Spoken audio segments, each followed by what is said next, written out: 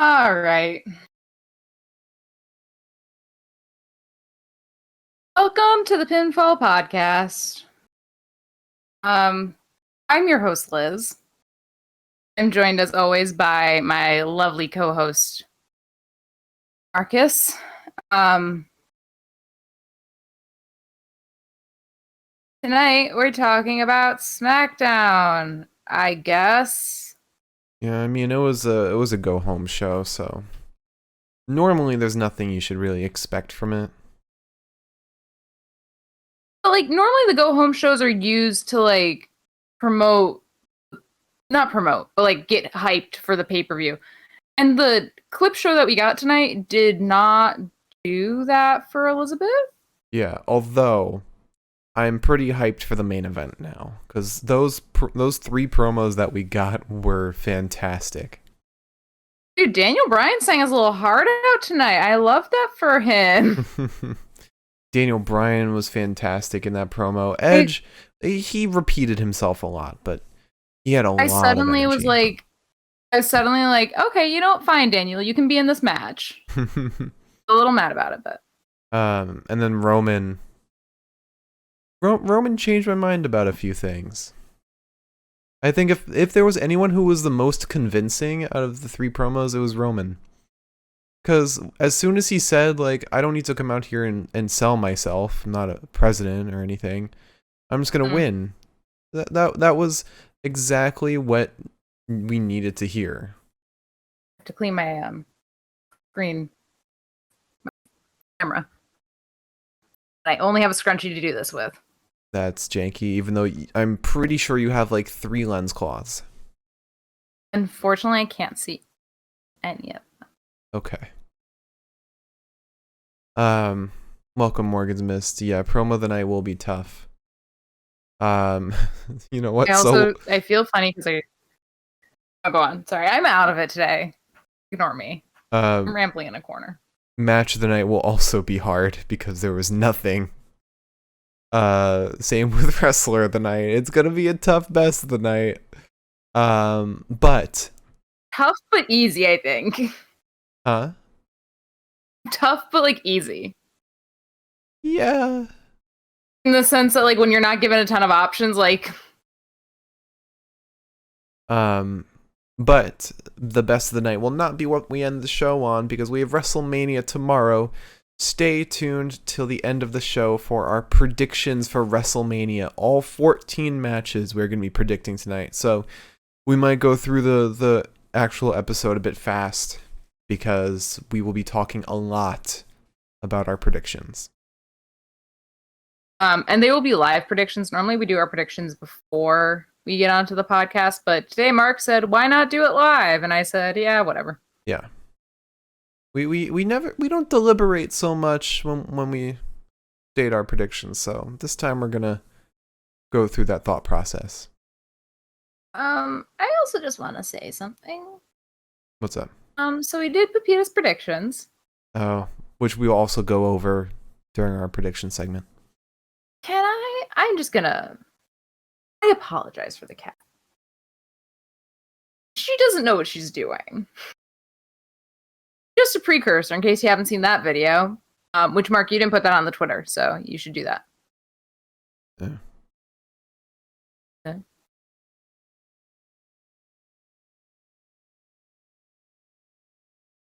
How you doing over there? You want to start the news? We can start the news. All right. Lots of news. Some fun news, actually. A lot of good news. Miriam said Pepita must be held to the same standards as her co-hosts. Let her answer for her choices. Dude, Pepita's gonna get canceled, and I see it happening, and I kind of get it. I would also cancel her, but it's sort of like watching your child get canceled, and you're just like, fuck. I mean, look, let's be honest. She's just being a realist. She knows who Vince would book to win these matches. She's nothing if not a mark. I don't know. I think I'm going to give a quick spoiler. I think the mark answer for Sheamus versus Riddle would be Sheamus.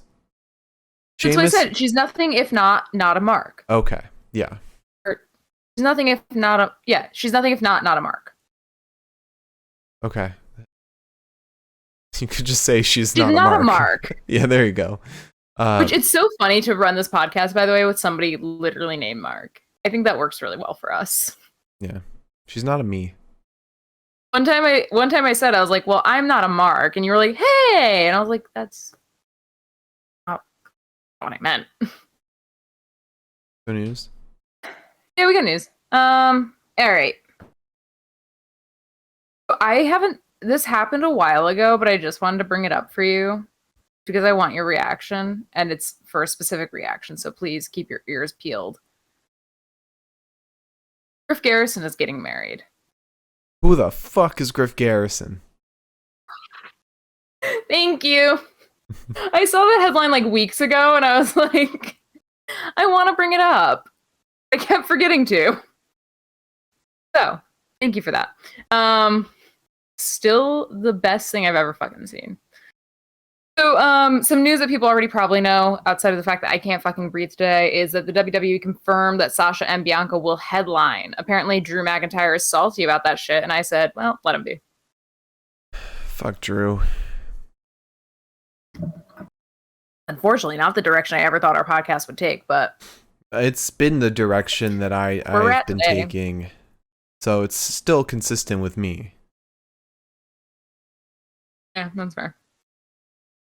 I'm over it. I'm over the whole fired however many times. Like, it worked for me for a while. There's video evidence that it worked for me for a very long time. Mm-hmm. And then I saw the light. Again, it was only good for the Dolph Ziggler feud. Or he was decent for the Randy feud because that gave us a couple of laughs at least. The first half. Get some chuckles. A chuckle or two. But that's awesome. I'm excited for Sasha and Bianca to headline. Plus with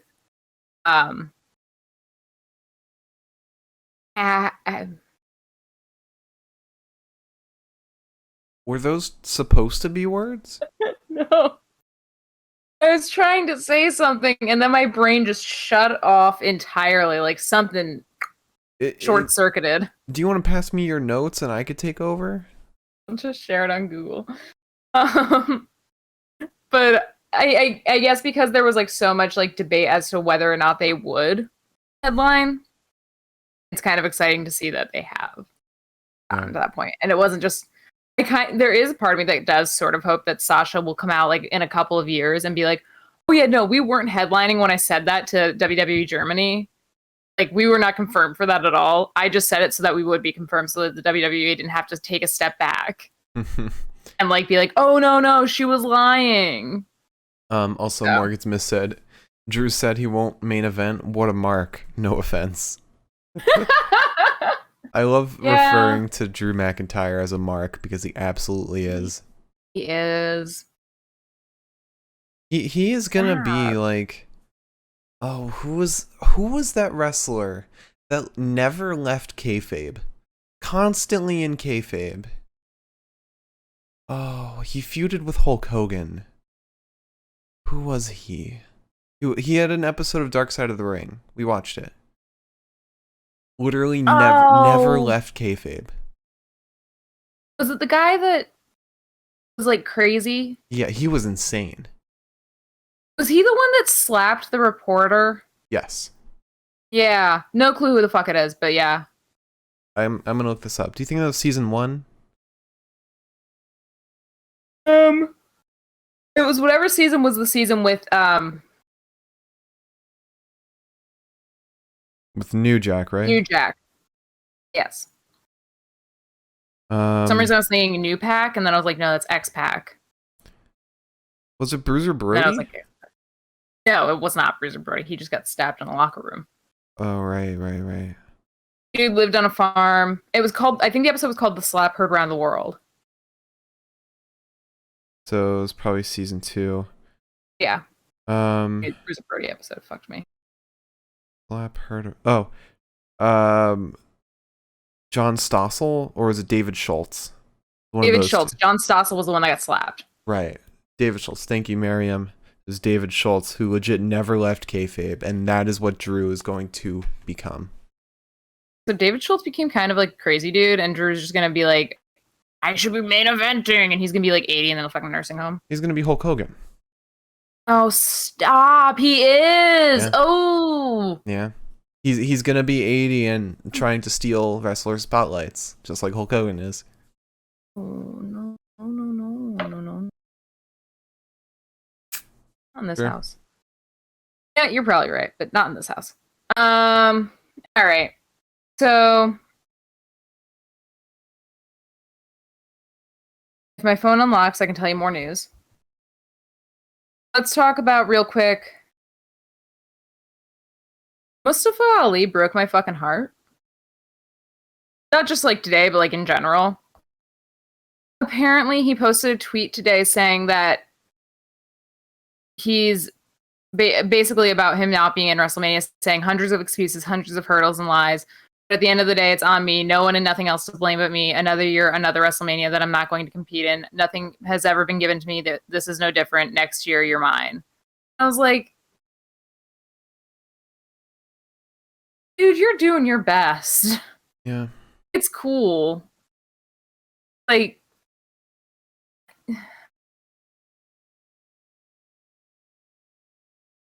I'm gonna be the old man yelling at the sky soon. Just wanted to include that because I had to look at it, and so now you do too. Okay, so actual news. AEW announced that they have a blood and guts match, which with AEW, which we'll probably get to watch actually. Announced for May 5th between the Inner Circle and Pinnacle, which I think is MJF's new thing. Oh wait, Inner Circle and who? Pinnacle. Oh yeah, that's MJF stable. So that'll be on May 5th. Which I guess they're super hyped about it. They're announcing a full fucking date for the match. And then the next pay-per-view dates have been announced, which thank fuck, because I'm gonna be out of town for one of the final weeks of May, and I was like, fuck, don't really want to miss a pay-per-view. Might have to skedoodle out of those plans in some way, shape, or form. But with that said, I don't have to uproot my entire family life for wrestling. Money in the Bank has been announced for the weekend of May 16th this year, and then Backlash is going to be right afterwards. Well, not right afterwards, but afterwards. On June 20th of this year. So it's nice to finally have some clarity about those pay-per-view events. Because I was kind of chomping at the bit to find out. And I'm so tired of pay-per-views once a month. I am too. And I'm getting worried because NXT has been doing more takeovers than normal. It feels like, in my opinion. Don't think so? Maybe it's just because they've been doing the special evenings. There you go. Yeah, it's been like Vengeance Day was a pay-per-view, right? That was a pay-per-view. But like how Vengeance Day was. Halloween Havoc, New Year's Evil, those were special episodes. My brain keeps feeling like they're takeovers, and I was getting like, I was thinking about it today, and I was like, oh. But you know who needs a pay-per-view? NXT UK. Get those boys a pay-per-view. Yeah. I want to see an NXT UK versus American NXT. I want that to be a pay-per-view. Yeah, that would be awesome. Yeah. I don't know. What we deserve. Yeah. It's what they deserve. All right, so actually fully exciting news, which is, let's start with something that'll excite you, Mr. Marcus. WWE 2K22? Question mark. That's right in my notes. Apparently WWE. 2K Sports, as 2K they're games. Called, because I'm a gamer girl. 2K Games, as it's called, because I'm a gamer. I tell if my hair looks like a fucking train wreck right now or not. I can't see shit. They said that they are going to announce something at WrestleMania. On I guess it's going to be on both nights. But it seems like because they make the 2K like wrestling games. You know more about this than I do. I saw some talk about it online. People are saying that it won't be a 2K game, but it'll rather be some DLC or an expansion for Battlegrounds. Because they normally announce a new 2K game at SummerSlam. But given the fact that since 2K20 was a disaster, they took a year off, they might be doing another 2K game and announcing it early because they've had a lot more time and it's finished. Mm-hmm. So my point is it's unclear whether it is a new 2K game or not. I would love if it was a new 2K game, but who knows? It could be. It's more than likely something to do with Battlegrounds. I hope not. I really do hope it's like with the way graphics can be done now, I really think that 2K20 needs a next step. Wait, what do you mean? Like 2K20 is like, in my opinion, it's ugly. I think it's kind of a mess. Well, yeah. Graphically. 2K19 is better visually than 20. Really? Yeah. Okay. Well, I think it would be good for them to come out with a 22 and be like, look, we've upped our game a lot. Mm-hmm. You know, we've had 2 years off from it. I want them 1 year off from it. 2 years off from it? 1 year. They normally do a game every year, so this would be the first time that they're doing 2 years. But I and everyone else hopes that there's going to be a GM mode in the game. That's all I want. That'd be cool. Maybe it's going to be like just like a GM game. No, I don't think so because I don't think so. I mean, they've got that for like soccer. Yeah, and you have like Football Manager too. But I don't know because if it's going to be a mainline game, they have to include like a universe mode. Otherwise, it's going to be boring. Yeah, that's fair. All right. So, second piece of news that's actually exciting is half exciting. There are rumors. There's good rumors and there's bad rumors. One of the rumors is that Ronda Rousey might be coming back soon. That part's not exciting. I felt I can't. If I have to see fucking Ronda Rousey again, I'm gonna have a fit. I'm gonna be mad. Not like her. There was who was it? Nick Khan was talking to Colin Cowherd today. Said that Ronda is going to be coming back at a certain point in time. Don't know what that means. Sounds far out, but he said Becky Lynch just had her first baby. She will be coming back at a certain point in time in the not too distant future. Yeah, I mean, I saw the headline and then read the article. The headline's so clickbaity because it's like, they'll be coming soon, but then Nick Khan says, sometime in the near future. Possibly. But Little Miss Becky fucking Lynch comes out of goddamn nowhere today. I think it was today. I assume it was. Becky fucking Lynch posted 4 hours ago this very awesome picture of her back because she's just so fucking strong. And of course, I'm sure she has no semblance of baby fat left over on her fucking body.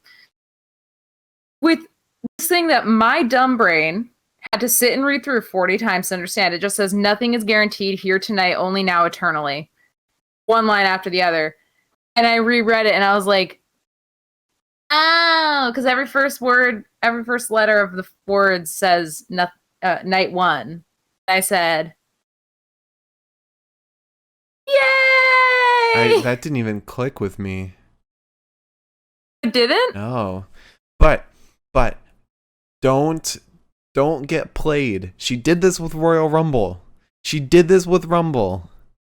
Don't let her play you. I'm getting played. She's a troll. She's been a troll for a long time. I don't care. I'm getting played. I will let myself get my feelings hurt this time, I promise.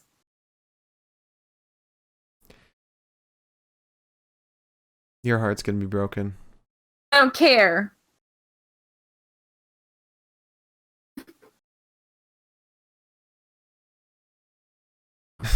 Morgan Smith said she has a baby with Seth Rollins. That's the biggest troll move ever. Actually. Yeah. Alright. Want to talk about some matches? Yeah, I suppose. Even though there's only like 2.5. There's like 2 promos to talk about. Alright, so also just a reminder, stay tuned till after the show, after the best of the night for our predictions for Mania. Okay. So we started off with Daniel Bryan. He's talking in the ring. He says, "We're so close to WrestleMania." He's excited for so many things. He's excited for the smell of human air. He's excited for to see the Raymond James Stadium, and he's excited to hear the roar of the WWE Universe in person. I'm excited to watch with the crowd again. Yeah. He said there'll be nothing like winning the Universal Championship in the main event of WrestleMania. And he talks about yes, and contrary to that, most of his career has revolved around constantly being told no. But he was told by his mother to ignore all the negativity. Ignore all the negativity as best you can. And that's how he came to say yes. Every time life told him no, he said yes. And the biggest match of his career is coming up. I don't agree with that. I have a feeling that him against Batista and I think it was Randy Orton at WrestleMania 30 might be bigger than this, but you know, that's just me. He said he made, or you have on one side Edge, who's furious because Daniel Bryan stole his storyline or his spotlight. Wow, I am off the ball today. On the other side, you have Roman Reigns, enraged. He made him tap out, and if he does it again, he's not gonna be the head of the table. People are dangerous when furious and enraged. But which Daniel Bryan are they gonna face? They're not facing the general manager, Daniel Bryan. They're not facing the family man, Daniel Bryan. They're getting the best Daniel Bryan they've ever seen. Daniel Bryan with fire in his eyes and fire in his heart. But can Daniel Bryan walk out of the main event of WrestleMania as Universal Champion? Yes. And so thus ends the promo. We then move to Gorilla. We have the Street Profits. They said it's about time they got a title opportunity. And then they're attacked by Dolph Ziggler and Robert Roode. And then they're brought out to the ramp. And Alpha Academy and the Mysterios join in. We have a whole brawl. Go to commercial. Come back. We're immediately in Alpha Academy versus the Street Profits versus the Mysterios versus the Dirty Dawgs in a fatal 4-way tag team match for the Smackdown Tag Team Championships. It sounded like you said Adolf Ziggler. My brain shut the fuck off for like a fucking second. I said what I said. All right. I meant what I said, and I said what I meant. All right. This match made me mad because it felt like anytime in school when I didn't pay attention for 5 seconds and suddenly we were light years ahead of where my brain was. Mm-hmm. And then the teacher would come up to me later and be like, well, you should have been paying attention. Because you didn't know this match was happening, right? I had no fucking clue. And study for this fucking test. And I don't, you know what? Here's the thing.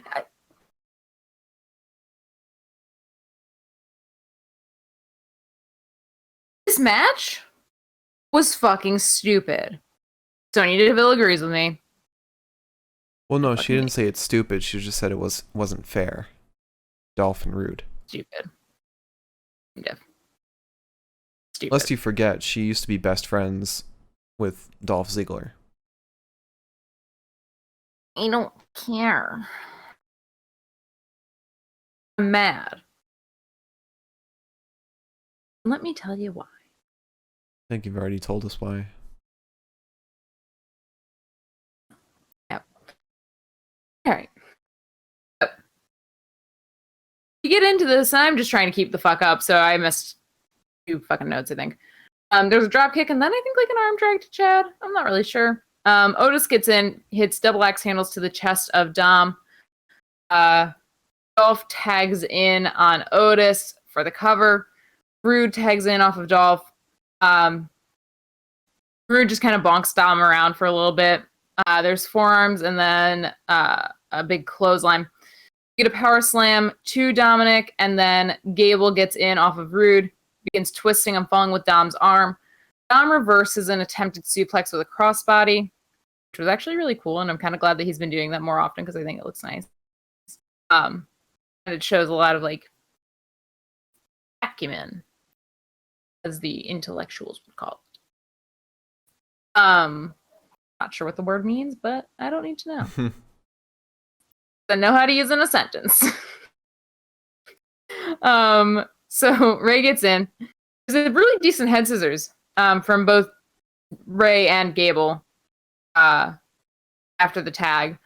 A back elbow to Gable, and then a pinpoint fucking DDT. It looked perfect. Gable looked like a little bowling pin landing on his head. Yeah. Dolph and Rude take the Street Profits off the apron, and Dominic and Ray then drop kick Dolph and Rude. And then they take Otis off the apron. And then I yawned. Ray then throws Chad out onto Otis, who catches him. Nearly drops him on his fucking head, though, in the process. The boys then dive out onto Alpha Academy, and by the boys, I mean Dom and Ray. We get back in the ring after the commercial break, and it is Rude and it is Montez. There's a dropkick from Ford to Rude, and a spinebuster by Rude to Montez. Otis gets in and clotheslines the life out of Ford. Ray breaks the cover. We get a power slam to Montez and a drop elbow from Otis. There's a big clubbing blow to the stomach of Ford that the way it looked didn't look like there was much of a way to really fake it. So when they did that, I was just like, oh. There's nothing worse than the wind getting taken out of you, and like that had to do something along those lines. Yeah. I don't know, man. So Chad gets in off of Otis. We get one last punch to Tez's stomach from Otis before a Northern Lights suplex from Gable to Montez. Dolph gets in. There's a drop kick to Montez from Dolph, and then Dolph wants the famouser, but Montez picks him up, plants him in the ground. We then get 2 men who desperately need to tag. They manage the tag. Rude gets in. Dawkins gets in. Typical hot Dawkins tag with clotheslines and a corkscrew flying elbow. A crossbody suplex to Chad, who starts interfering. And then a bulldog to Rude. Mysterio then tags in off of Dawkins, who's like, hey, I thought we were both faces in the middle of this match. And Ray says, that doesn't matter. I would love to see like a little more of mischievous Ray. I don't need this baby face, I'm an adult now, Ray. I need being a sneaky little bastard, Ray. I just don't want Ray. But become so bland. Oh. That's why I think if he becomes a sneaky little bastard again, he won't be as bland at least. Or just take his son out of the mix. Bring him to NXT. So dark. That's true. I was wondering why I couldn't like fucking see myself, and it's because my fucking backlight was down like halfway. Hello world. This is me. I would like to see Sneaky Ray once again. I think that that's what we need. I think that's what would make him interesting. And I think separating him and Dominic would be good, but I don't know how Dominic would do right now, honestly, in NXT. But fine, then give him a feud with Ray. It could be the sneaky heel, and Dominic could be the face. I've done it. Yeah. Connected the dots. Yeah.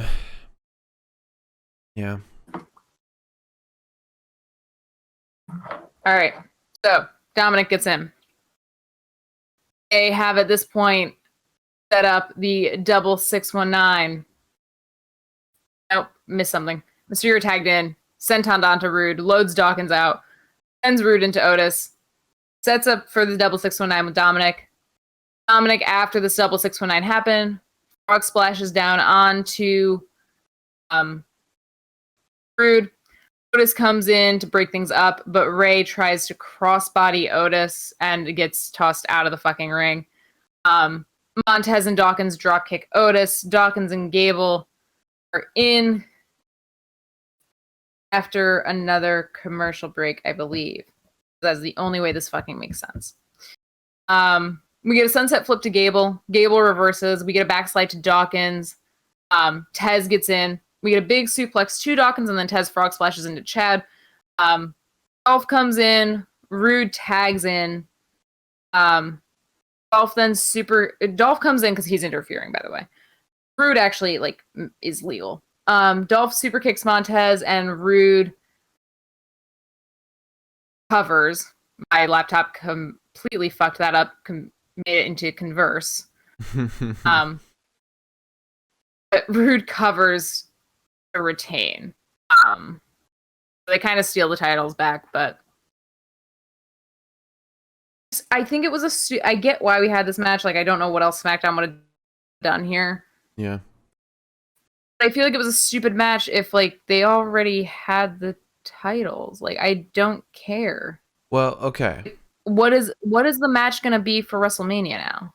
The match will probably be a pre-show where singles match, or not a singles match, but a Single tag team. Yeah, I think it's probably gonna be Ray and Dom, so that they can have a father and son winning the tag title at Mania. I did make a note of that having never happened before. Yeah. And the fact that we had that promo. Huh? I said then Chad and Otis. Yeah, I mean Chad and Otis, they have their thing, but I don't think they would have them win at Mania, in the pre-show. No. More so, what I mean is they had a feud with Chad and Otis, and then they could have that feud as their first title feud. Right. I don't think the Profits are gonna get it back, but I think we're definitely gonna get that in the pre-show. It would only make sense. Yeah, I do too. I think that'll be announced. And you had a problem with the fact that this was there was no clear storyline with this title, but that wasn't the problem. Or rather, there were so many tag teams going for it, or something like that. But I think this was a great way to show off all the tag teams. I just think Dolph and Rude's title reign has been such shit. Here's when I wouldn't have had a problem with this. If we hadn't gotten some iteration of this match for the last 3 weeks. Yeah. Which we have. Yeah. And it's boring. It's annoying. And this is also, they won the title in January. Right after the new year hit. Right? This was their first title defense. 4 months later.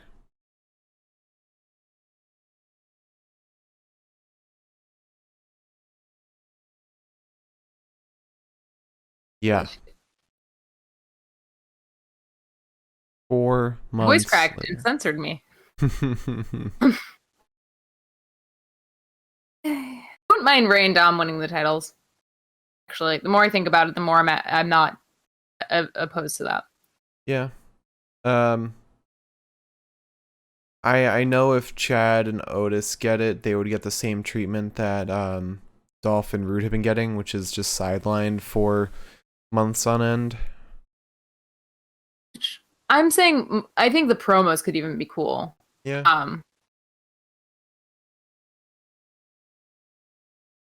But I don't know. I don't know. Moving on from that match, we have an interview with Bianca Belair.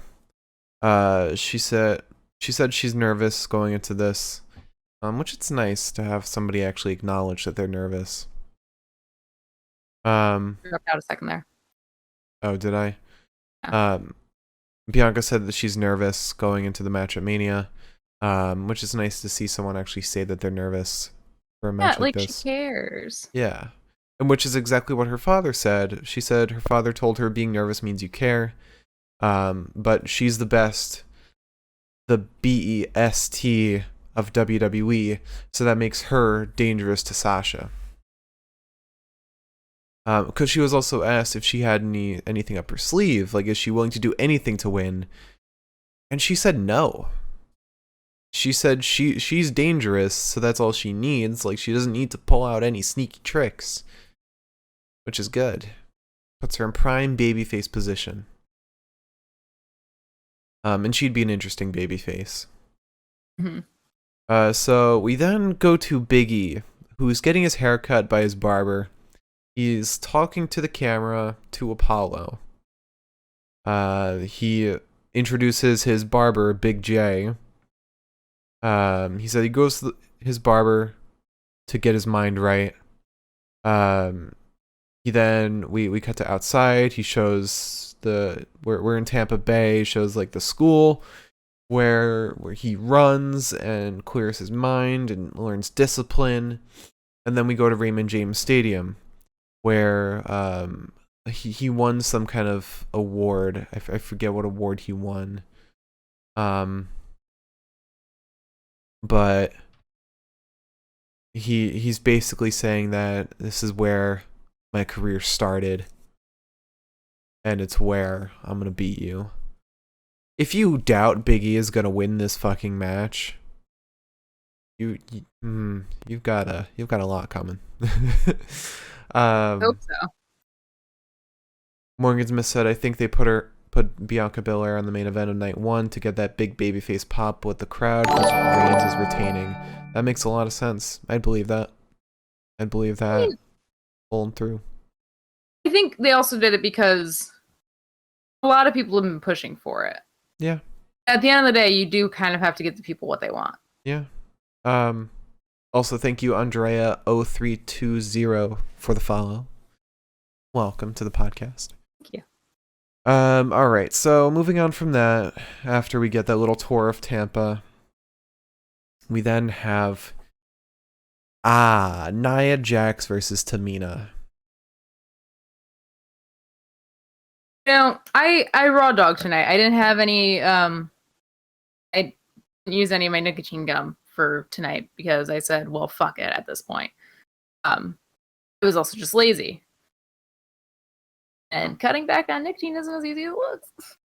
But it was already aggressive, like kind of unhinged. And then, boy, oh boy, howdy. Did this unlock a new level of aggressively unhinged for Elizabeth? This was the match we deserved. The match Tamina deserved. And who fucks it up but Reginald? I don't mean to yell. Well, I'm just mad. I think this match tells us everything we need to about what's going to happen at Mania, but that's just me. Yeah, I think I know what you're saying.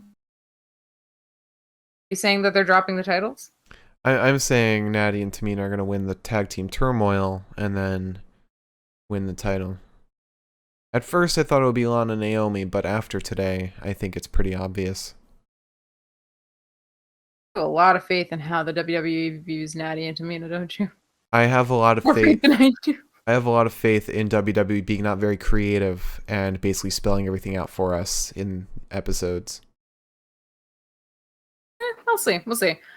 I'm mad because I was so excited going into this match. Right, yeah. And it was a good match for the beginning. I got fucked. Let me tell you about it. Let me tell everyone about it. Tell us about the 5 seconds that happened. That's my job here. This is what got my acid reflux kicking. So Tamina just fucking decimates Nia to start. Just shoves her so hard. Shoves Nia fucking Jax off her goddamn feet. Then backhands her. I probably focused more of my notes on Tamina, so I apologize for that. But okay, so then Tamina's getting some steam. Reggie, of course, gets fucking involved. Tamina tries to knock him off the apron, and he's holding on to her, and I think Shayna was pulling Reggie off the apron too. I looked away for 5 seconds and suddenly I see Reginald perpendicular with the ropes being pulled by Shayna. I'm like, yes, that's we literally tuned back into it at the same fucking time because that's my freeze frame moment in my head. I'm just like, what? oh man. Oh, hang on. At this point, Tamina gets fucking bulldozed by Nia. The kick to the spine of Tamina. Dude, Morgan's missed. Tamina's been good. Just haven't been using her. I'm so glad that they're starting to. I just wish that they would use her. That's just me. Anywho. The kick to the spine of Tamina. Tamina dodges Nia in the corner, sending her right into the post. So at this point, we've had Tamina fall down, technically, or theoretically, and then get back up again against Nia, which isn't always the case.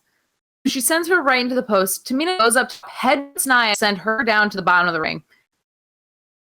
Shayna interferes, distracts Tamina. Natty pulls Shayna away. Nia pulls Tamina off the top rope. Tamina fucking somehow manages to Samoan drop Nia. I'm just sitting there like, that's a fucking match, boys. We've got ourselves a fucking match tonight. And then she covers and Shayna breaks up the fucking cover and DQs the match, and I just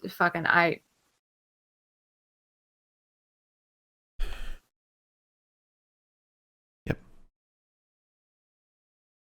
We had a women's wrestling match. A wrestling match, if you will. There's some grade A wrestling about to happen. And also, to be fair, Morgan's missed the way she was utilized for the last however damn long. It's fair to say that you didn't know that she was that good, because I didn't either until I watched older stuff. But I guess back when she was with AJ Lee, the last time she was utilized decently enough. I've been so excited because she's been getting more of a foot in the door again. It's been awesome.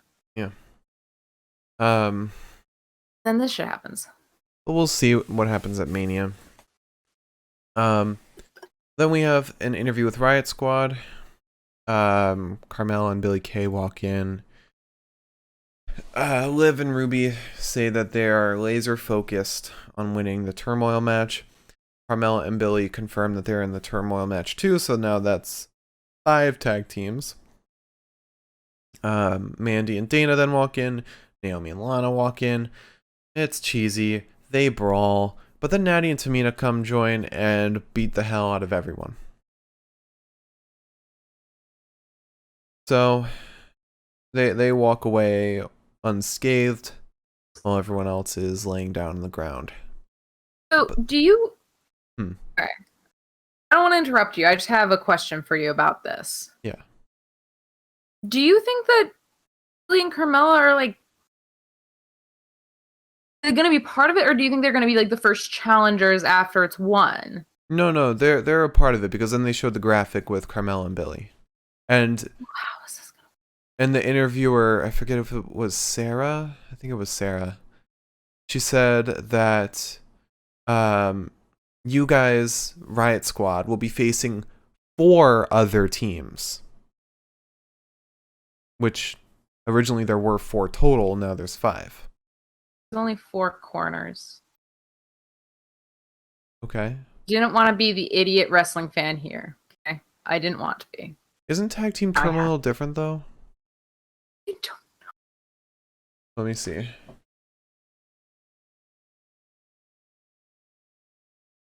Tag Team It's Turmoil. not every single person in the thing. No. It's 2 teams start, and when one is eliminated, a new team comes out until all teams have been eliminated. Oh, okay. All right. Yeah. So it's So that was. It's a gauntlet eliminator. I was really going through that in my head for like the last week and a half or so, where I was just like. Morgan Smith said, "The numbers, they don't lie, and they spell disaster for this match, Samoa Joe." Scott fucking Steiner. But to go to Scott Steiner here, I was doing Scott Steiner math in my head where I was like, but there's only 4 corners and there's 5 teeth. Is someone gonna stand in like the? Your chances of winning are 3 5/8%.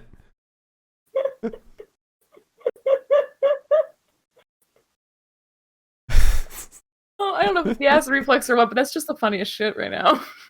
All right. So after that, we have a great contender for promo of the night. We had a political campaign slandering Cesaro.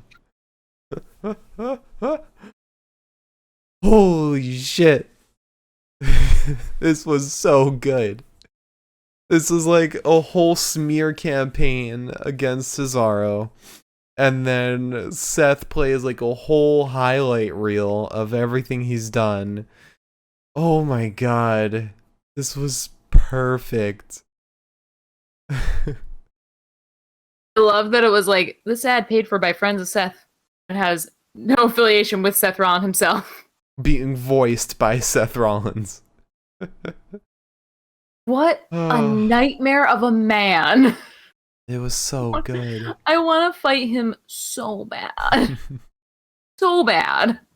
But then we move on to another great promo. We have Edge. He walks out with a chair in hand, also with more color coordination with the white jacket, the white shoes. He looks great. He always has great style. Everyone's always talking about LA Knight's color coordination, but it's like, Edge is out here constantly with the sneaker and the jacket game, and nobody's given him any respect for that. Well, also, LA Knight also coordinates the seats of his car. Yeah, okay, that's different. It stresses me out because I'm like, what is he gonna do next? He probably has like seat covers that you can change out.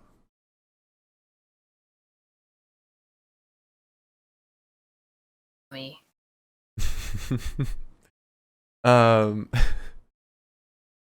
Morgan Smith said the moment they put Twitter Seth on TV, they made the best booking choice. Absolutely.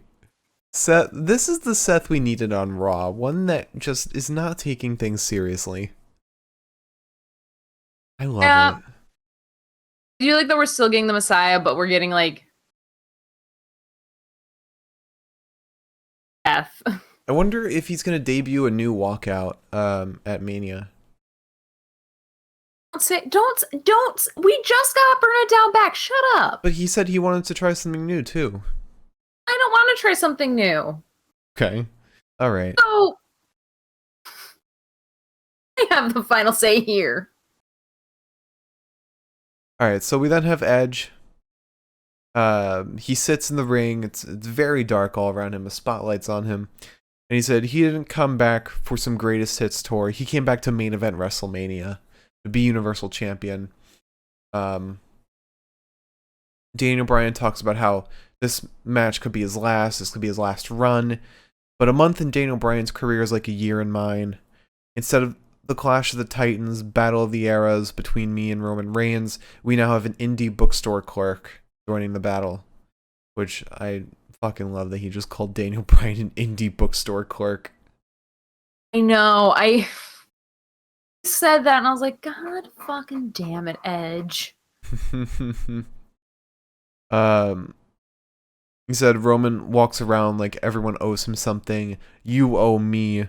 You came into WWE in a 3-man group. You made your entrance through the crowd and use a spear as a finisher.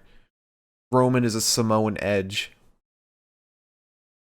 He fucking said Samoan Edge, and I had to, like, my brain laid down. Like, my brain went sideways for, like, a full fucking minute, because I was like... Samoa Joe? Samoa Joe? Are we really doing this today? And that spells disaster for you. Samoa Joe. Samoa Edge. At sacrifice.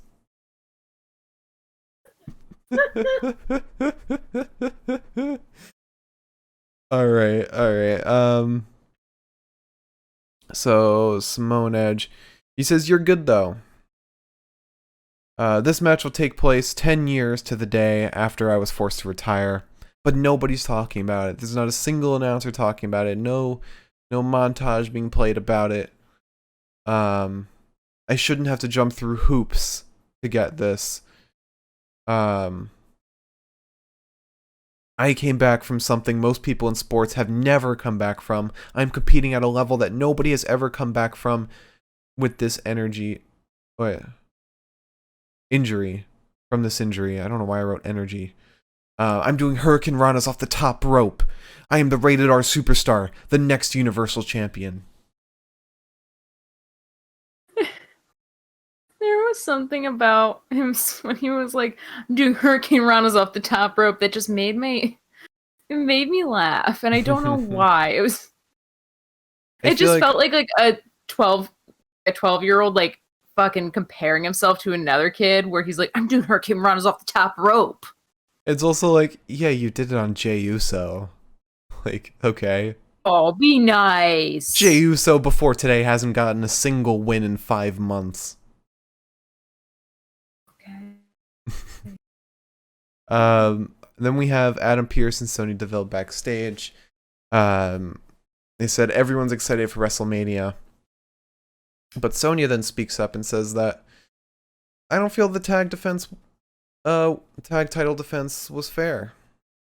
Adam Pearce was like, what are we talking about? We're talking about WrestleMania. And she's like, okay, you want to talk about WrestleMania? I don't agree with the triple threat either. It needs to be Roman versus Edge. He makes points. They are absolutely setting up for Sonya to take over for Roman. Or take over for Adam Pearce. He's the new head of the table, okay. Acknowledge her. I fucking will. On bent knee, if she asks. I'm wondering if, like, maybe the way that they get Sonya when she's ready back into in-ring stuff is by using her position, because, like, she kind of came out like this, like, level-headed assistant to Adam Pearce. Like, nobody's gonna get over on her. Wonder if they're gonna, like, have her kind of use her position to maybe pull some strings for people that she likes more. And then somebody else takes issue with it, and then it's sort of like how Adam Pearce almost fought, but then we kept getting teased and it never happened. I don't know, because she's been very favorable and, like, one of the fair GMs. I mean, it's a long way off. That's why, like, I'm not, like, saying this is what's going to happen, but I'm just wondering if maybe that's, like, a path that they could use. Yeah. I definitely feel like they're going to have Adam Pearce as the GM of Raw, and Sonya will be the GM of SmackDown. Just because I feel like having Adam Pearce do double duty is weird. But anyway, after that we have an interview with Sasha Banks. She says she welcomes Bianca's all tomorrow. She'll give it all back to her boss style, and I will make Bianca tap out. But then we have, after that, we cut to a WWE Network exclusive from earlier this week where Sami Zayn was visiting Logan Paul. He goes to the gym where he's training with his brother Jake. He offers to spar. They both look like they want nothing to do with him. And then he leaves, and then I think they cut to today when he tries to come back to visit. And No. I think he stepped out, and then because he said his stuff was in his car. Oh, okay. So to come back. Yeah, so he comes out and then comes back in, and the door guy, the security guy, says they're closed and won't let him in. He's like, but Jake and Logan are right there. I can see them. He's like, sorry, we're closed. So that spells bad news for Sami for Mania. I wonder if it means either Logan will screw up the match for Sami or just won't show up. I wonder if he just won't show up and it'll be like a blow to Sami's ego. Maybe, but also would WWE turn down having Logan Paul at WrestleMania? Maybe he shows up and he's on Kevin's side. But Kevin Owens pushed him. Maybe he shows up. He's on no one's side. He's on Vince's side. Ew, yeah, probably. Alright, so after that we have the Andre the Giant Battle Royal between about 18 jobbers and 2 actual wrestlers. Sorry, it's more like 16 jobbers and 4 actual wrestlers. I'd say between 4 and 5 actual wrestlers.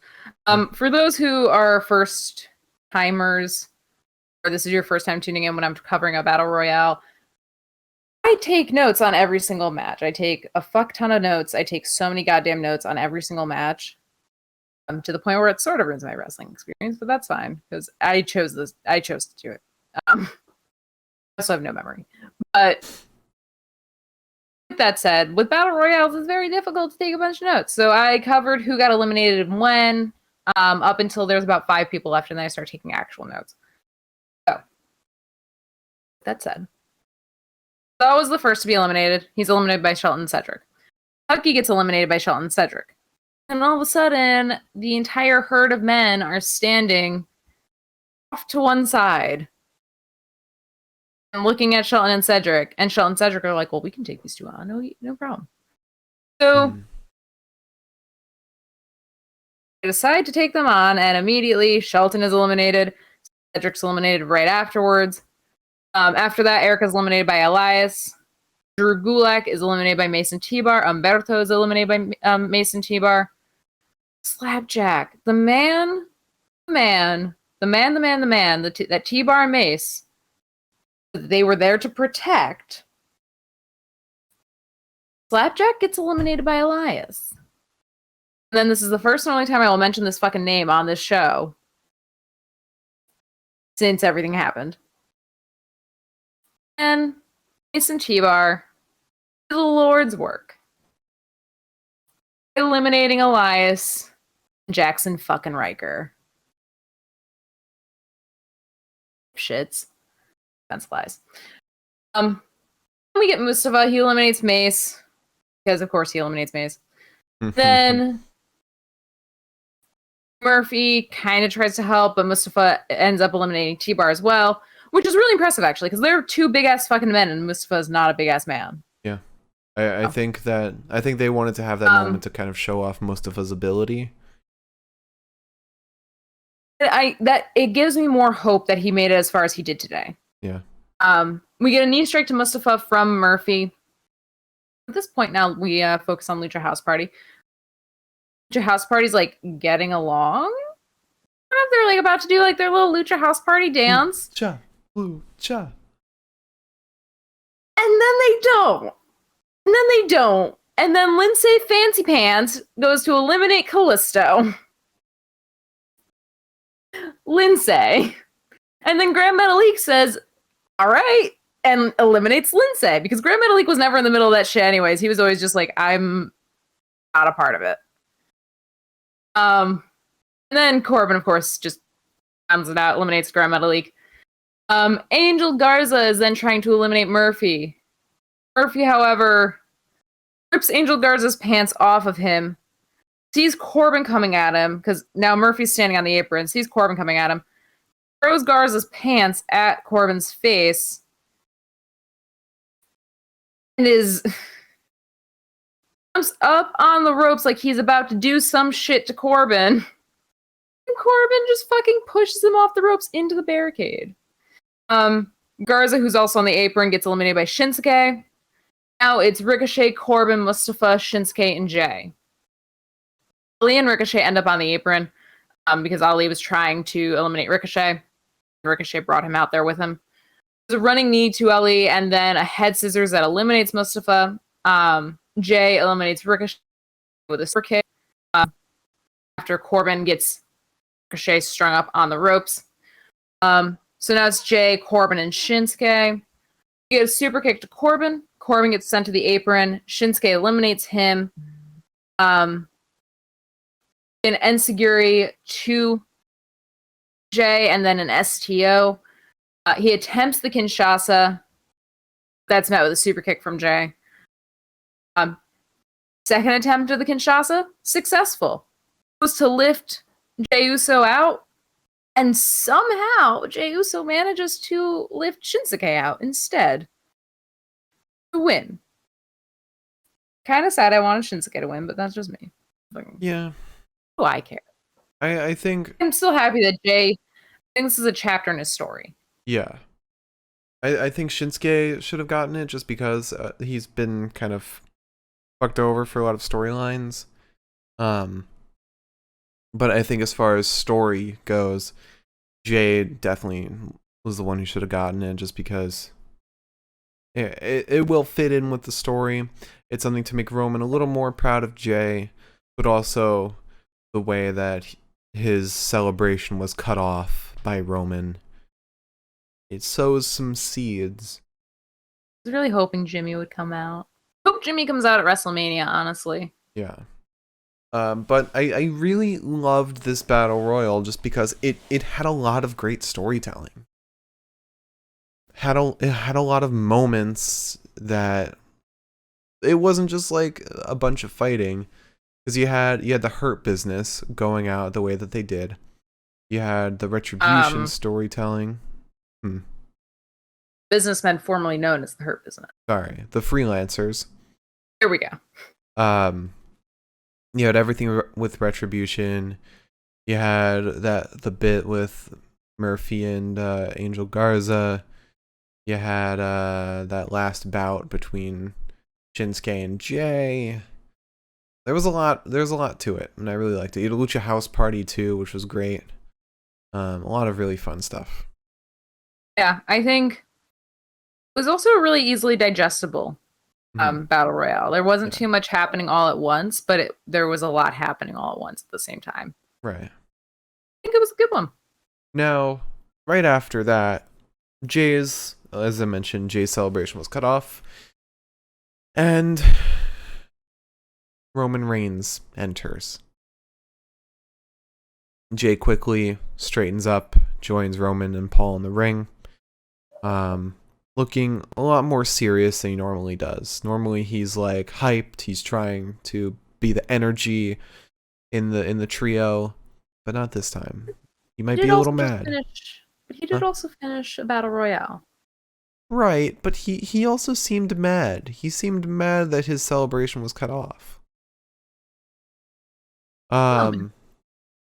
But my hypothesis was also kind of busted at one point when Roman actually acknowledges the gold that Jay just won.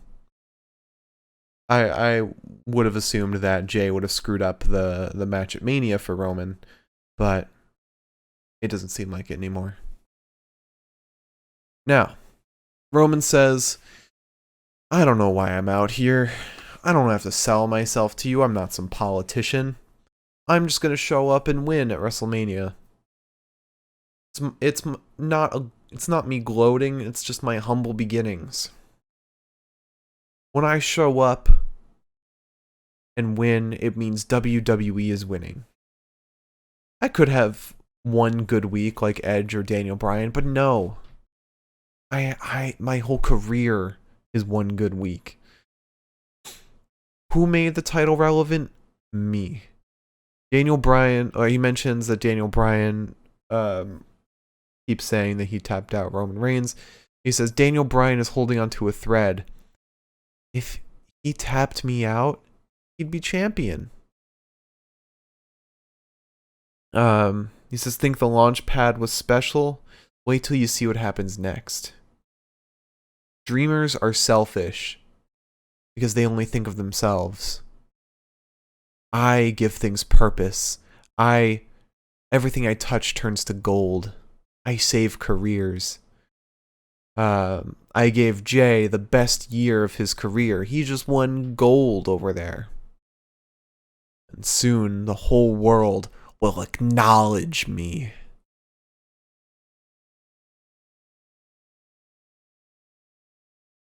Yeah, and that ends that promo and the episode. Really good setup for that triple threat, but like no setup for anything else, really. Talked a lot about all the other matches. Yeah. Like commercial format. Yeah. It was all ads. I don't know. I mean, they talked about Rey and Asuka in like the lineup, so I guess that's something. Yeah. We'll see. I am excited for WrestleMania because A, the crowds, and B, I think the matches are actually going to be pretty entertaining because regardless of how the lead into these matches are, the actual performance comes down to the wrestlers, and most of these guys always put on great performances. So I'm excited for the that we're gonna get some surprises, like some turns. We're gonna get some familiar faces, stuff like that. I'm really excited for that. That's like my favorite thing. Still no mention of Bayley though. Nothing. Holding out hope. There was one piece of news that you didn't mention, which is Wrestling Observer talked about that the potential of Bayley having her talk show at Mania and that being the debut of Becky Lynch. The re-debut. Oh, that. No one ever said there wouldn't be a promo with Bayley, so what to say. Yeah. All right. So before we get into the bests of the night, which by the way, stay tuned until after best of the night for our predictions for WrestleMania. We have to go over this week's update of the Pinfall podcast. God damn, I'm getting all my alliterations mixed up. The Pinfall podcast power rankings for WWE. Our top 10 as of right now after this week, which includes NXT TakeOver Stand and Deliver. At number 10, we have the Cruiserweight Champion, now undisputed, Santos Escobar. At number 9, we have the NXT UK Champion, the Ring General, Walter. At number 8, we have one half of the NXT Tag Team Champions, Wes Lee. At number 7, we have the current WWE Champion, Bobby Lashley. You're gonna say Bobby Fish for no good reason. I was like, oh, Bobby! No. Oh, we're both Trump supporters. At number 6, we have the Universal Champion, the head of the table, Roman Reigns. At number 5, we have the United States Champion, the original bro, Riddle. At number 4, one half of the Women's Tag Team Champions, Shayna Baszler. At number 3, the Intercontinental Champion, Big E. At number 2, the other half of the WWE Women's Tag Team Champion, Nia Jax. And then at number 1, the current challenger for the WWE Championship, Drew McIntyre. Jesus fucking Christ. Still sitting at number 1, 12-2. Because remember, he's had 3 title defenses this year alone. 5 main event wins. Oy. Goddamn, Drew. Alright. So, bests of the night. I want to fly through this so we can get to the predictions. Fucking sign. Yeah, it happens. How did I not change it to blue? I don't even know my colors anymore. Alright, so, promo of the night. There's a lot to talk about here, more so than any other category, so let's get to it. We started with Daniel Bryan's monologue. This was great. I loved everything he said here. He really cut a fantastic promo today. One of the best promos I've ever seen of him. It kind of shows his happy-go-lucky side while also showing how determined he is. Really great stuff. We had the Street Profits interview where they're attacked. That was whatever. Bianca's interview. That was nice to actually give us some challenger being nervous. We had Big E giving us a tour of Tampa. That was pretty nice. The Riot Squad interview, which resulted in a whole tag team brawl. That was kind of cheesy. We had the Cesaro smear campaign, which was brilliant. So amazing. We then had Edge's monologue, where although he did reiterate a lot of what we've already heard, he gave us some energy that is just insane. He really just he gave us some great lines in this, and spoke his heart out. We then had Adam Pearce and Sonya backstage. That was fine. We then had Sasha Banks interview. That was also fine. Sami Zayn visiting Logan Paul was interesting. And then we had Roman Reigns. Roman Reigns gave another great promo. I don't think it was anything spectacular compared to some of the other promos he's cut recently, but it was still great. Alright, so promo of the night. Oof. Because although Daniel Bryan and Edge were fantastic, that smear campaign was also genius. Oh man. I think I'm gonna give it to Daniel Bryan. Because Edge's was great, but he just repeated a lot of stuff we've already heard him say. I'll agree with you. It definitely did more for me than Daniel Bryan's done for me in a while now. Mm-hmm. And I enjoyed listening to it, actually, which I haven't enjoyed listening to a Daniel Bryan promo in a very long time. That's actually not true. I liked watching him do the contract signing. Daniel Bryan, I mean, I guess I'm just different from you, where I've been really enjoying his whole side of this feud.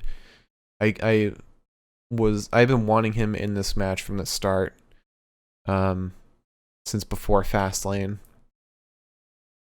Just because I love Daniel Bryan, I love his wrestling, I love his personality, all of it. Yeah, I love Daniel Bryan. I just haven't been down to clown recently. So you want to talk about Wrestler of the Night? Sure. All right, Give me a toughie. So tag team match for the title. I'm going with Rey Mysterio. Rey looked great. That DDT was fantastic. He had a lot of aggression in this match, and I really enjoyed it. Definitely better than anyone else in this match, for sure. Mm-hmm. We then had Tamina versus Nia Jax. I guess I'll go with Tamina. I guess. No, that's when you say, I have to go with Tamina. I have to go with Tamina. There we go, because she was amazing. She was amazing. That Samoan drop was great. I'm just so mad that this match was cut so short. Right. Not Tamina's fault, though. Right. Unless she was the one who recommended that Shayna jump in like that. Then it's a different story. And then we had the Andre the Giant Battle Royal. I give this one to Mustafa. The way he was able to take out the rest of Retribution and actually put up a really good fight. I really like how he performed in this Battle Royal. And he looked like he had like a lot of personality compared to everyone else. A close second would be Shinsuke, but I think for the majority of the match, Shinsuke was kind of invisible. So if I'm gonna go with anyone for Wrestler of the Night, I'll give it to him. I'll go with Rey Mysterio. So close to Mustafa. That's Rey had the most screen presence out of anyone today. Out of any of those three. Yes, but Mustafa pushed the storyline further. And we got more promise from him. Because Rey, we've just been expecting so little from Rey that he gave us a decent wrestling performance, and we were like, holy fucking shit, that's a man wrestling. I don't know, I can't get past the fact that when Mustafa was fighting Ricochet, there was no emotional moment between them. Again, your mic keeps cutting out for me. I'm still mad that when he was fighting Ricochet, there was no emotional moment between him and Ricochet. I feel like that's why he and Ricochet were fighting, was because of the fact that they had that bond that was broken. All right, I'll go with you just because this is a lame episode, and I don't want to argue with something as small as tonight's Wrestler of the Night. Oh, I feel alive. But just know, Wrestlemania will be full of arguments. Yeah, no, I mean, it'll be full of arguments if I haven't lost so much that I'm piss drunk and have no moral ability to argue with you on anything. All right, so match of the night. God, I'm not going to talk about Nia versus Tamina. The only women's match you're not going to talk about it. Incredible. I'm kidding. It just comes down to the tag team match, which I thought it was good. I thought it was really good. Everyone like gave a decent performance. But the Battle Royale was also really fun in that there was still a lot of storylines being shown in such a chaotic format. It was a very well choreographed and written Battle Royal. So I'm gonna go with the Andre the Giant Battle Royal. I was gonna go with the same. I thought it was fun to watch. I like battle royals, but I have to go with it. I thought it was a really good time. Yeah, and I think the person who won was definitely the one that should have.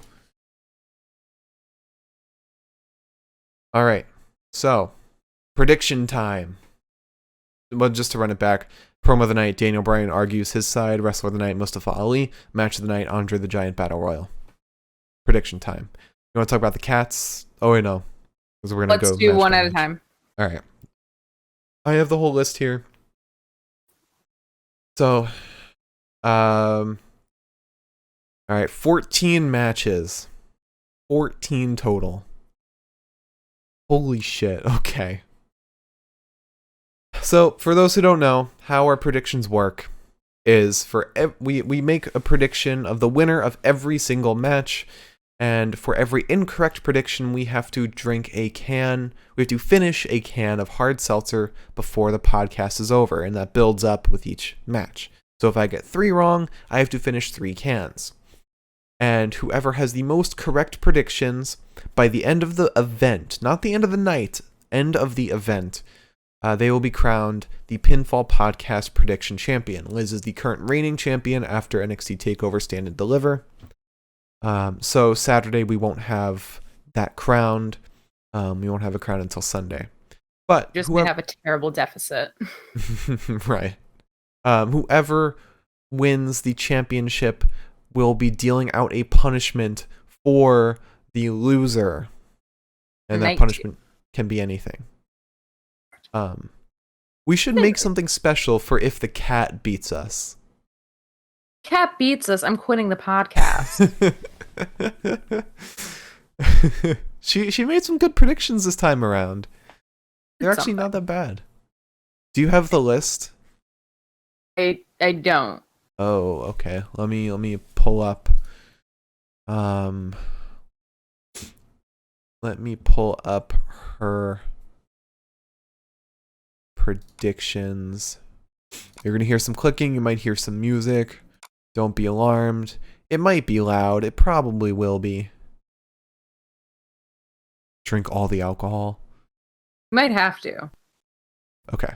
All right. So first up, we have and just to reiterate, we have not made these predictions already. We're gonna be making them on the spot and deliberating with you guys. So to start off, we have the tag team turmoil match between Natalya and Tamina, Naomi and Lana, Mandy Rose and Dana Brooke, Riot Squad, Carmella and Billie Kay. The cat picked Riot Squad, which is a good argument. You can make a good argument for Riot Squad winning. Carmella and Billie Kay weren't on the card by that point, so it was just Riot Squad, or it was just the four of them. I think after today, I think Natty and Tamina might take it. They look the most dominant. They actually had a match against the champions, unlike everyone else. Okay. I'm still going with Lana and Naomi. Okay. All right. That's fair. So up next we have the Raw Tag Team Championship match between The New Day and AJ Styles and Omos. The cat picked The New Day. Shocking, because she loves heels. I think this is easy. AJ versus Omos. Or AJ and Omos, not AJ versus Omos. I'm also going with AJ and Omos. I feel like there's no reason that they would have brought this up like this. And the New Day have been looking super cocky. They stood tall on Raw.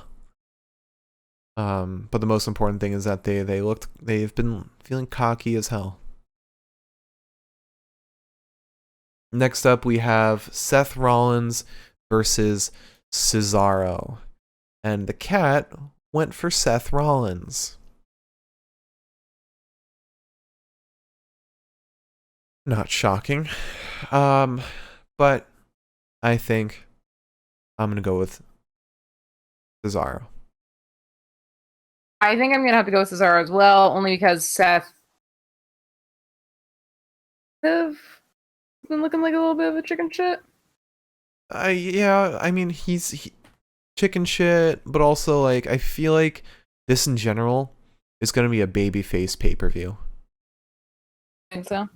For the first pay-per-view with a live crowd, yeah. Just like heels. Bitches do like heels, though. They do, but WWE is pretty cliche. So up next... I think it's going to be a sick fucking match, though. Yeah. So up next, we have Shane McMahon versus Braun Strowman in a steel cage match. The question here is, how does Shane McMahon jump off of the steel cage? Obviously, Braun has to already be out of the cage for that to happen. So the question is, does Braun escape the cage? Or does Shane push him out? Or does Shane get out prior? No. I know exactly what's going to happen. Shane is going to somehow make it all the way to the top of that fucking cage. is not gonna fucking climb out. He's gonna see the edge of the fucking cage, gonna see Braun, gonna say, I know how to do this. He's gonna think that he can do that, then just go out the front door. I don't know, because Shane, the reason they did the steel cage is because every single time, every single WrestleMania, Shane has, or not every WrestleMania, but every time Shane has a match, he has to jump off a steel cage. That's just his thing. Morgan Smith said Shane will jump off the ship at the entrance. That's also a possibility. But I think that's going to be saved for Kevin Owens. Because he did want to do that last year. I feel like my idea is correct. I really do. I can visualize it happening. He's not a smart fucking dude. Like, we can make fun of Braun for being an idiot. Shane's a fucking moron. Yeah. But I think I think Braun's gonna like break out of the cage or something, get the win for the babyface here, but then Shane will tack on the humiliation of jumping off the cage. Maybe. I just personally see my idea as being the smartest one. Yeah.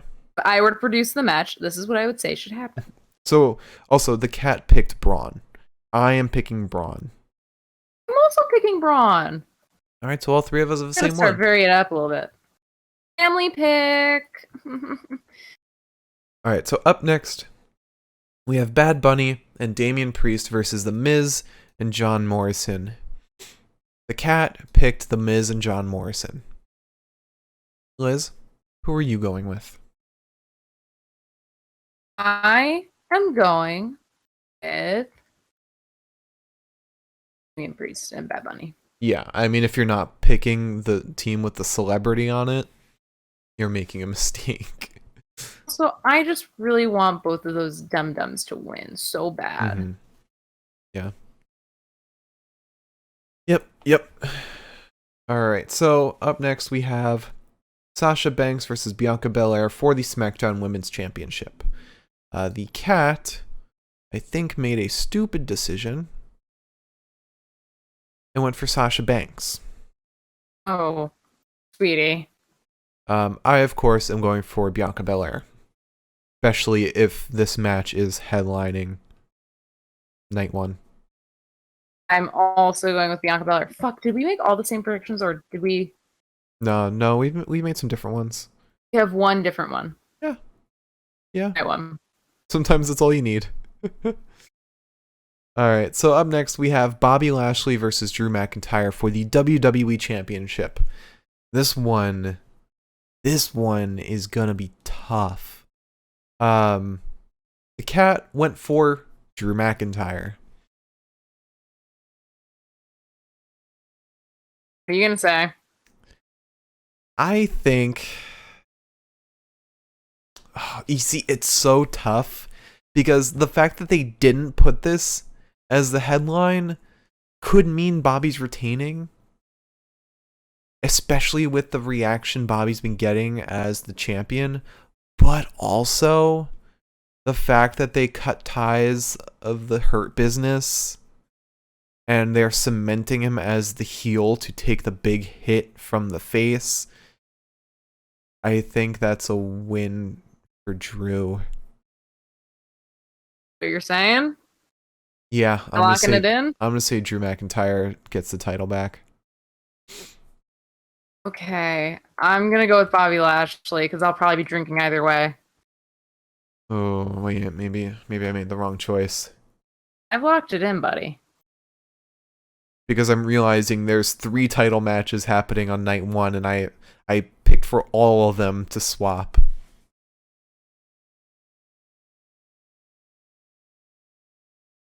Is it too late to switch? No, keep it. Let's Sure? keep it. Yeah. You gave me one switchy. Let's roll with it. Alright. Alright, so next up is the night 2 The United States Championship match between Riddle and Sheamus. This one I think could go either way. The cat picked Riddle. What are you picking? You know what I'm picking. It's tough because this match doesn't really have so much storyline going into it, and normally when there's not much storyline, it goes to the defender. Is this night 1 as well? This is night 2. I mean, as much as I would love Sheamus being the United States champion, I think this is all Riddle, especially with how he looked against Mustafa. Yeah, I'm gonna say Riddle. Sheamus, I can't bring myself to say Riddle. Just the fact that he's been appearing in like every promo on Raw. For the record, by the way, for people who are new to this, we just want to make it clear. Mark picks Riddle. It does not mean that we are supporting Riddle. I'm making a prediction as to what will be booked. Yeah, I want to make people understand that we're not doing this because we're like, well, I'm saying Sheamus because I want Sheamus to win, but I'm not saying this specifically because we're like, yeah, we want him to win. I just don't want people to get confused on the Riddle aspect of this specifically. Like I said, I would love Sheamus to win. Mostly because I want to see a belt around his waist. Dude, Sheamus deserves a fucking belt, just not with that fucking coat on. Yeah, no, with the coat on. Put it around the coat, too. Get rid of the coat, get rid of the fucking hat. Morgan Smith said he thinks Keith Lee will come back. I think that'll happen, too. I would love for that to happen. Also, did you see Sheamus's... I don't know if we talked about this yet. Did you see Sheamus's makeup that he was kind of teasing for WrestleMania? No. Face paint? I show it to you, but I can't really through the screen. It's a callback to something. I don't know. I haven't been watching long enough. But his face is painted like this really pretty shade of like baby blue almost, with braids in his beard. Oh, okay. Yeah. Did he post it on Twitter? Oh, I see it. Yeah. Okay. Oh, he's bringing the mohawk back. Yeah, that's the other part of it that I forgot about. Oh, okay. All right. I vibe with that. Now, if he does that for WrestleMania, I'm gonna lose my fucking shit. Oh, he definitely will. That's definitely why he brought it back. All right. So, take that, fucking Drew McIntyre face painter. we then have the Women's Tag Team Championship match between Nia Jax and the winner of the Tag Team Turmoil match.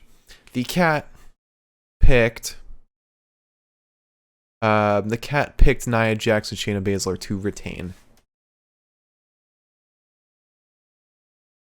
Okay, I'm picking the DVD. I feel like it's time that they drop the titles. Yeah, I feel like it makes sense. I am gonna go with you because I think they've been serving the same purpose as Dolph and Rude. I think even worse though, because they've just been used as fodder. I think it's time. It was time a while ago, but then COVID stuff happened and they weren't able to defend it that one pay-per-view, and I think it's been time for a while. Yeah. All right. So up next we have Kevin Owens versus Sami Zayn featuring Logan Paul. What do you... Oh, let's see what the cat said. Sorry. Yeah. The cat said Kevin Owens. What do you say? I'm going to say Kevin Owens as well. You see, I think Sami needs a hard kick in the pants. I want to go with Kevin Owens, but I feel like Logan Paul is going to do something to DQ Sami. So Sami wins by DQ. Is that going to be your prediction? That's what I want. That's what I want to go okay. with. I'm not sure though. Because at some point, Kevin has to make it to the pirate ship to jump off of it. And that'll either be a count out or that's post-match. Hmm. I'm going to say Sammy. Okay. Purely by DQ.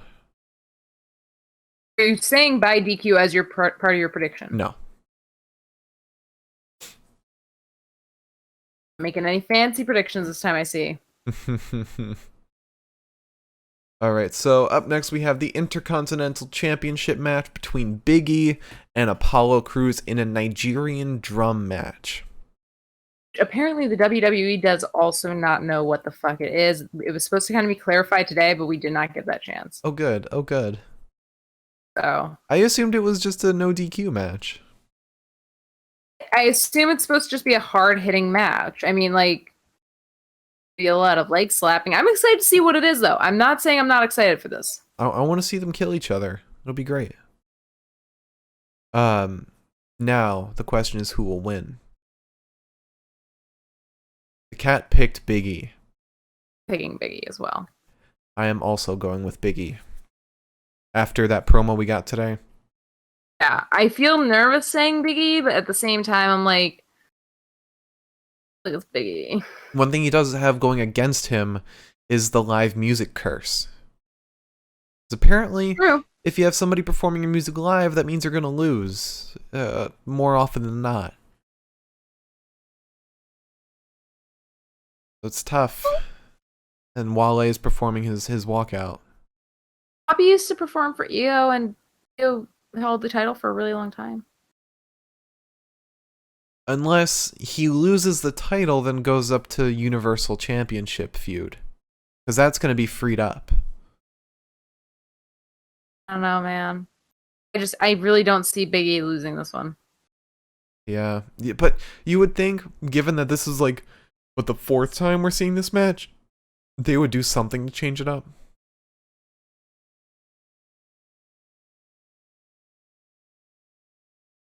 Oh, God. I don't know. I'm still going with Big E. Okay. I'll keep with Big E as well. Alright, so up next we have The Fiend Bray Wyatt versus Randy Orton. The cat picked The Fiend. I have to pick Randy Orton. I need to pick Randy Orton. If it's anybody else, I'm having a fucking fit. I'm going with The Fiend. Okay. Because, I mean, The Fiend really doesn't lose, except at, is it TLC? When he was lit on fire? Yeah. Haven't I sat through enough? I think this is all Fiend, especially after debuting his new look, and eating that RKO, basically no selling it. Ever. Morgan's missing. The Fiend will win with Soulja Boy interfering.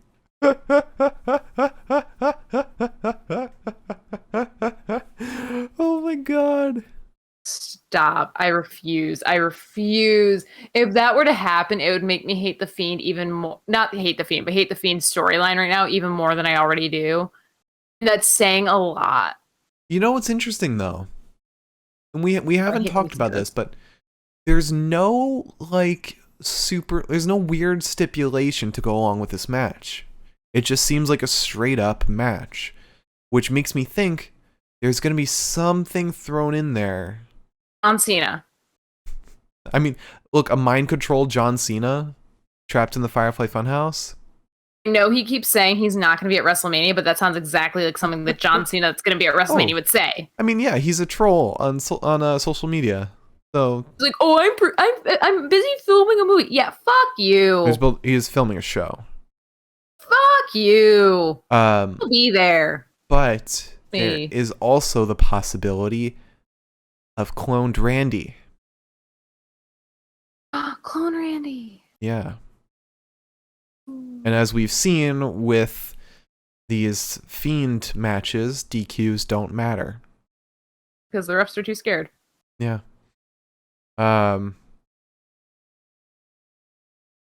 Oh yeah, Morgan Smith did mention that last WrestleMania Fiend retconned Cena's whole existence. He basically erased him from reality. That fucking sucked. But I would love to see Cena return, with his return being related to the Firefly Funhouse. That would be great. But yeah, I'm going with the Fiend on this. Saying John Cena's coming back. Be there. Huh? What? John Cena will be there. Are you making that prediction? You said yeah? Yeah. You are. Coward. All right. So up next we have the match for the Raw Women's Championship. Oh wait. What? John Cena will be there. You just might not be able to see him. John can't see ya. All right. So the Raw Women's Championship match between Asuka and Rhea Ripley. I'm going with Asuka. I don't think Rhea's winning her this impromptu challenge that was meant for Charlotte Flair. Hey. Oh, Cat. I was gonna say, did I ask what you predicted first? Oh, okay. You just stepped all over the cat right there. I mean, yeah. Where is this fucking match? Put it in, didn't I? You keep losing it. There we go. Okay. Cat chose Asuka. She chose Asuka. Right, so it's going to be another family prediction because I am also choosing Asuka. I don't see Rhea getting the title this quickly. Mm-hmm. Love it for her too, for like my own personal sake because I love Rhea. But yeah, I don't see it happening. I think I also wouldn't want it to happen. I think they also intend on Charlotte Flair having it next. I hope Charlotte comes back at Mania. Yeah, I do too. Weird that she hasn't been around. I mean, she's probably been out because of that fake pregnancy news. I think what happened was she was out, she was taken off the posters, she was taken out of the match, and then they were like, well, fuck, what do we do now? And I think they're like, well, we'll just bring her back at Mania because that's a big enough pop. Yeah. All right, They starved us of her. Huh? So they starved us of her. Yeah, they did. But she wasn't being booked very well recently. She was not. That's because she's a woman in Raw. Well, the whole Ric Flair stuff was actually good booking for her, not for anyone else, just for her. Dude, that promo fucking made me cry. Yeah. All right, so last but not least, we have the triple threat match for the Universal Championship between Roman Reigns, Edge, and Daniel Bryan. The Cat decided to go full babyface and go with Daniel Bryan. She made that Riddle prediction. She was like, Now, Liz, who do you think is going to win? Or do you want me to deliberate Edge. first? Oh, you're going with Edge? I'm not backing down on this one. Okay, you're going with Edge. You see, when I think about this, Edge is the person I can guarantee will not win this. Because he's been looking insane, like literally insane. I don't think they're going to give the title to somebody with this messed up brain right now. Like he is on edge.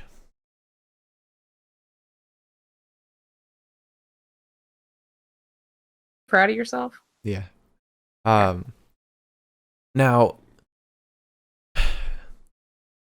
I know it's not going to be Edge. Daniel Bryan, I want to go with because first crowd in a year, over a year, they would want the babyface pop. They know Daniel Bryan would get a really big pop. He is capable of having this kind of this underdog run. You think Edge wouldn't get that kind of pop though?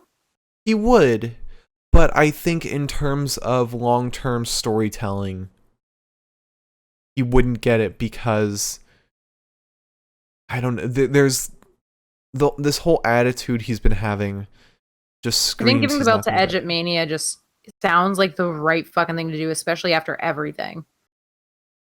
I think this is all Roman retaining. I think he is the only full-time guy in this triple threat. Edge says he's full-time, but I don't think he is. I really beg to differ on that. All right, we'll see when Mania comes. We'll So see. your prediction is Roman. Yes, my prediction is Roman retaining. I really thought you were going with EVD, B&B. I think Roman will pin Edge. Or do we want to go for? Do we want to do an extra prediction on who will take the pin? I'll say. Who do you think will is going to take it? Huh? I said, who do you think is going to take the pin? Let's see. If Roman's retaining, there would be no better way to establish that Roman is the toughest guy in WWE by having him pin Edge. Like, there's no other way. Okay. But also, if you want to have him as like the biggest heel in WWE, you would want him to pin the biggest babyface, which would be Daniel Bryan. Okay. And people have been saying they're throwing in Daniel Bryan just to eat the pin. But also, Morgan Smith brings up a good point about the fact that they're so similar, Roman and Edge, which is something I was also thinking about. Roman would basically be pinning his equivalent. I'm going to go with Edge takes the pin. I'm going with Daniel Bryan takes the pin, so then Roman can scream and moan about how he didn't actually get pinned, but he lost his title and he's pissed off about it. Yeah. That makes sense. Feel smart. Feel good. Now, obviously there are a lot of surprises rumored. A lot of surprise returns, like Becky, Jimmy Uso, Keith Lee. There's some others.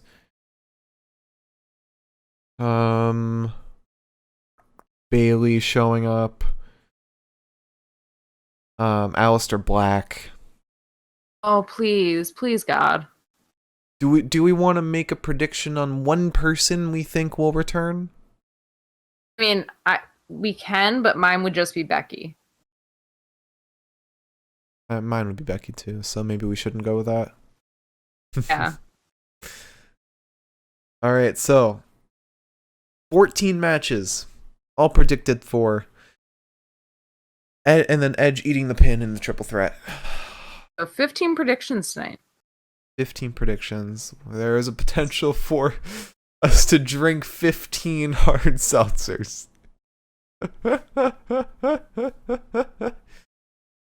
There is almost no way for us to tie for this.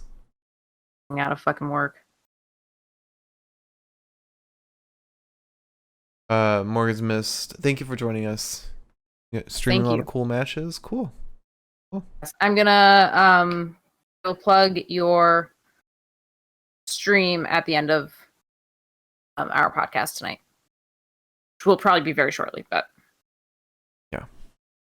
All right. Well, that is it for tonight's podcast.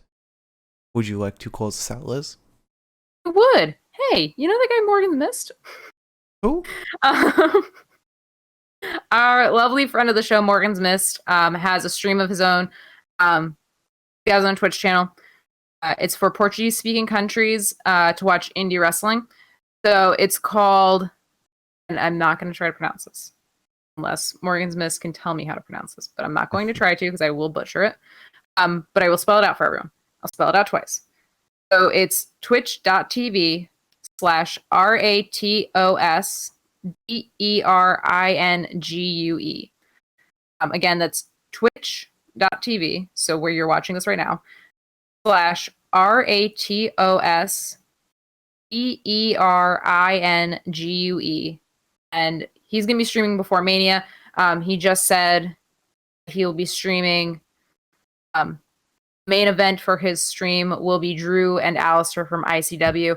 And if I know the match that he is talking about, that shit's a fucking banger. Shit goes off so hard. So please check him out. On that note,